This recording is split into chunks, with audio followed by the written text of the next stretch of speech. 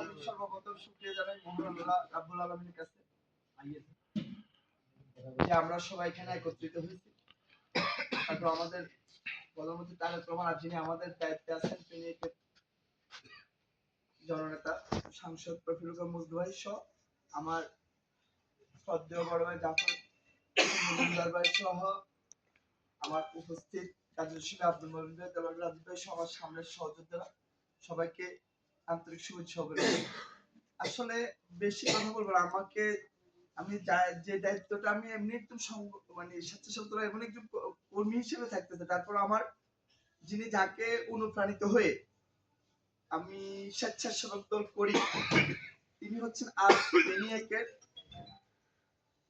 যিনি ফেনিয়াকের মনোনীত রফিকুল মজনু ভাইয়ের একান্ত সচিব জনাব জাফর হোসেন মজুমদার ভাইকে আমি অনুপ্রাণিত হয়ে স্বেচ্ছাসেবক দল করি। আমি ভাইয়ের একবার প্রশ্ন করছিলাম, ভাই আমি কি আসলে এটা করবো, কথা আসো প্রথমে একটু সময় দাও। আমি আবারও জাফর ভাইকে ধন্যবাদ জানাই। আর আমি যেন জাফর ভাই আমার স্বেচ্ছাসেবক দলের দায়িত্ব দিয়েছে, আমি আর রাজীব ভাই যেন সব মিলে আপনাদের মিলে কাজ করতে পারি এই বলে আসলে আমি বিশ্বাস করি। আর আমার জন্য সবাই দোয়া করবেন, সবাই জাফর ভাইয়ের জন্য একটা আবার তালি দিবেন।